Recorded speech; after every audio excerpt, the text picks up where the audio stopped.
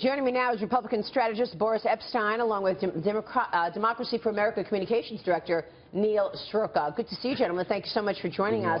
Sure. So, one thing that Bernie Sanders did say was, I'm going to make sure to help keep Donald Trump out of the White House, and I'm going to try doing that in the next couple of days. I'm going to begin that in the next couple of days. Did you read that as, okay, I'm going to step down in the next couple of days? Anybody? No.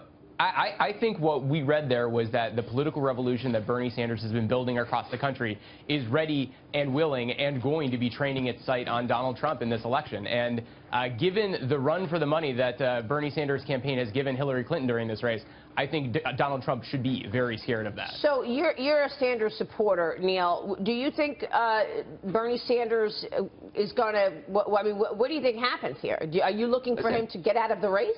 No, I think he needs to take this all the way to the convention because millions of people have rallied around his message. And you don't think that's hurting Hillary? You don't think that's hurting? No, not at all. I think actually, listen, the fight that Bernie Sanders has waged throughout this campaign is only going to make the Democratic nominee stronger in the fall because he's brought millions of people into the party and into this fight now against Donald Trump. And that's going to be really important in the fall for Democrats. Boris, is Donald Trump ready for this? Oh, of course he's ready for it, and I have to commend Neil. That was a wonderful dance he just did, talking about how Bernie Sanders is still going after Hillary Clinton, but now somehow he's focusing on Donald Trump. Now, revolutions are not like missiles. You don't just point them at somebody and they keep going. That's not how it works. Donald Trump is someone who has a movement of his own. Now, Bernie Sanders has done very well in the Democrat primary, but that's because Hillary Clinton is such a weak candidate, and Bernie Sanders has been appealing to a lot of the independents and a lot of the Democrats who are so disenfranchised and so disenchanted with Hillary Clinton. Hillary Clinton, somebody who's been around for 40 years, is bringing nothing fresh to the table, has been paid by Wall Street. All the things that Bernie Sanders has been talking about for months and months and months now, all of a sudden he's going to forget all of them and somehow, somehow, let me finish, Neil, somehow team up with Hillary Clinton. It's just not going to work, and it's going to turn off the supporters for Bernie Sanders. And guess who they're going to get behind? Donald Trump. Bernie Sanders and his supporters have been training their sights on the campaign of bigotry and hate and division that Bernie Sanders has been running for years. He brought up her speeches to Goldman Sachs. He's even brought up the emails recently. He brought up her failures as Secretary of State, Bernie Sanders did. She's talking about somehow he's been training his sights on Donald Trump. It's been a very tough primary on the Democrat side. At least admit that and be truthful. Yeah. And listen, you're right. It has been a difficult primary. It's going to be we're going to bring the party together. But let's be clear. He's not even getting out. The Bernie Sanders campaign is ready and willing and going to be taking on Donald Trump in the fall. So he's getting out of the race when? He's getting out of the race on his own time when this convention is over. Neil, when the convention is over. As a Bernie Sanders supporter, do you want to see him run as Hillary Clinton's running mate? Listen, I think whether it's Bernie Sanders or someone else who's on the ticket, the populist progressive agenda that he's run on needs to be a very important part of the campaign, and we need to have a candidate in the VP slot who reflects that. And that's why he's still in the race. And she already said that she's not even vetting him. She's not even vetting him. Yeah, that's exactly what I was going to say, that Bernie Sanders isn't being vetted, but Elizabeth Warren is. And certainly the thinking is that you pick somebody who is far to the left, who can hang on to Bernie Sanders supporters. She needs the young vote. She needs the independents. She needs the first-time voters. And then she can move to the middle a little bit more. That is at least the thinking. But I don't know how you've advocated expanding Social Security and expanding Medicare rather than fixing them. And she's even against a liability waiver, getting rid of the liability waiver for gun manufacturers. That's how far she's moved to the left. She's going far to the left, there's no question. He's pulled her there. He's been very negative against her, and he's continuing to do so. Listen, the Democrat convention is not for another month and a half.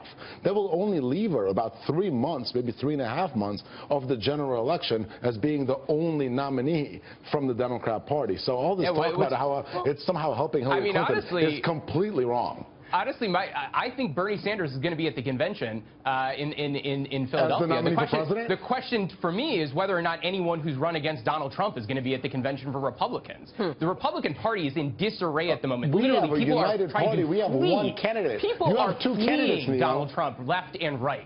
They do not want to be associated with the campaign of bigotry and hate that he's run across this Neil, that's campaign. a nice talking point that you've used a few times. But again, your party still has two candidates running for president. Let me ask you, Donald Trump holding this rally in Dallas, Texas last night as he rolls through the Lone Star State.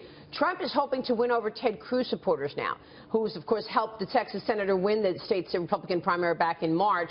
What does Trump need to do you think, Boris, to bring these people together and to make sure to win Texas?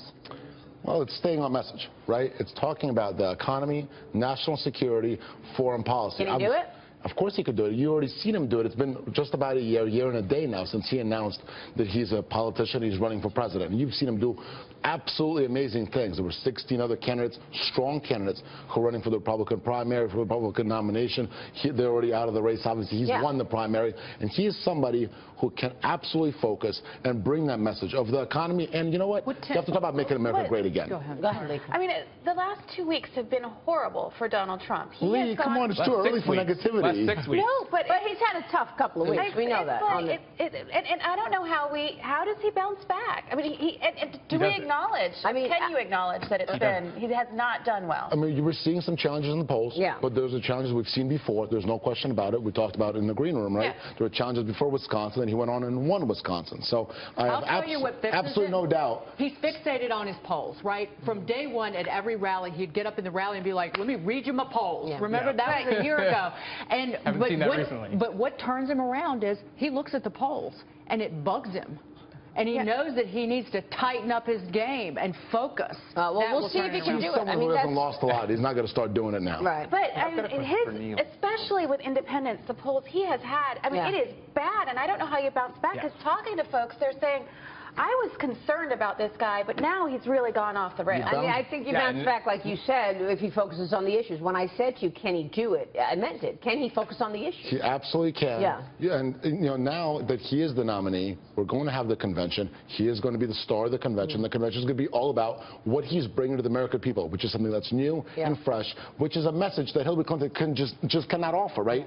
Plus, let's not forget all the issues she has, and we have to highlight those for the American people. Real quick, Jeff. I wanted to ask you, some of the things that have animated the Sanders campaign have also animated the Donald Trump campaign, this populist movement. If you're a Bernie supporter, you blame Goldman Sachs. If you're a Trump supporter, you blame immigrants. But if Bernie drops out, could some of those people take those concerns and actually become Trump supporters? You're always going to find a few nuts who think it's a good idea to elect him to the White House. Yeah, no, someone that votes for Donald Trump is a nut. They're a bigot that has no business in the public dialogue right now. And so, listen, you're going to find a few Bernie Sanders supporters that might support Donald Trump, but the vast, overwhelming 99.9% of Bernie Sanders supporters will do nothing to help Donald Trump in this race. Neil just called 13 million people nuts.